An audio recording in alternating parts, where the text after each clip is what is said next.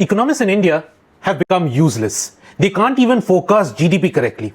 In the first quarter of FY26, between April and June, the top economic minds in the country calculated that growth was set to slow down to 6.7%.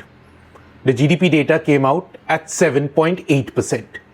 In the next quarter, July to September, economists expected it to again slow to 7.4%.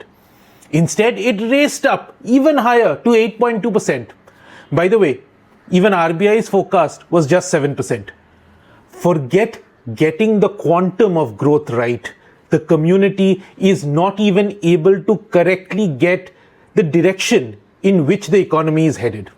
What is the point of expert analysis? What is the point of econometric witchcraft? What is the point of scholastic greatness if someone could instead just randomly pick a high single-digit number and be just as accurate?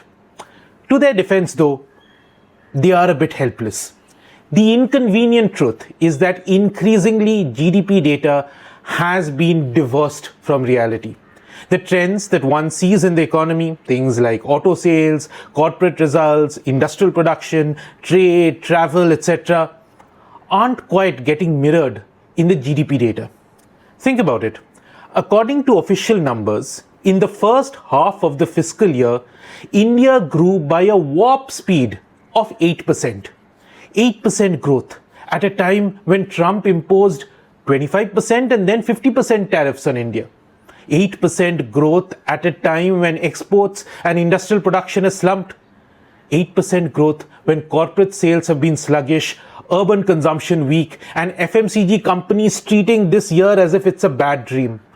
8% growth when housing is reportedly slowing, particularly in the low and mid price segments. 8% growth when core inflation, so this is inflation minus the effects of food and fuel components, typically a barometer of demand side pressures in the economy. That core inflation has been comatose.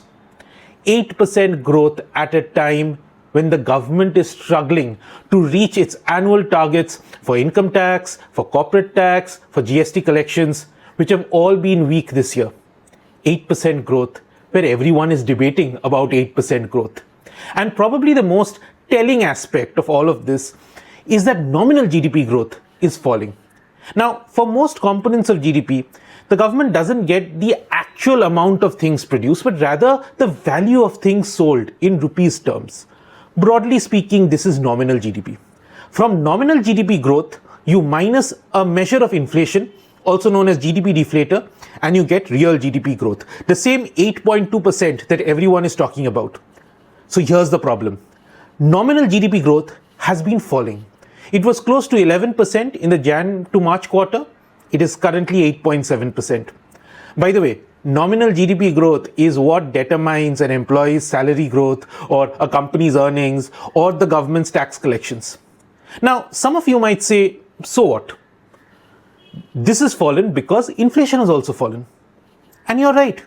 Consumer inflation is below 1%. Wholesale price inflation is in negative territory right now.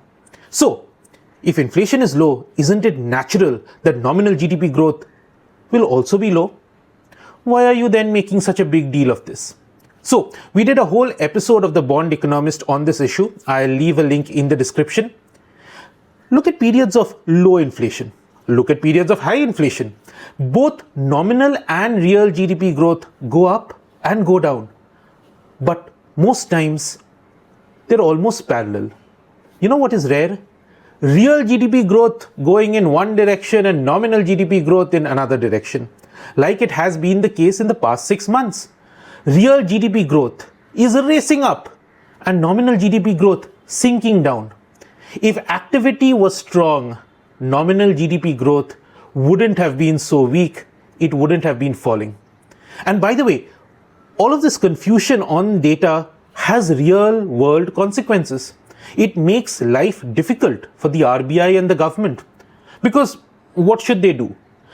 If the GDP data is correct, then it means that the economy doesn't need support. 8% growth means that the economy is running red hot. No need for interest rates to be cut any further. No need for tax cuts. No need for states to give cash transfers. But If all of this is a statistical illusion, then it means that the economy still needs policy support on the ground. By the way, the Statistics Ministry is bringing out a new GDP series from next year, and a whole raft of measures have been proposed to reform these numbers to shine some light into this black box. Whether India will still be growing at this run rate as per the new series is something worth watching out for. By the way, those of you who are regular viewers of this channel, you may have noticed that this is in a different format from my usual videos. It's shorter, it's less descriptive, and gives you the core message in a nutshell. So I'm experimenting with a new series called 1 Minute, which will be a shorter version of my conventional videos where I generally talk more about concepts and the context. But it's also going to be longer than conventional reels because the whole idea is to quickly get the main message out to you without compromising on the key details. As always, your support means the world to me. For more such insights, like, share, and very importantly, subscribe to The Bond Economist.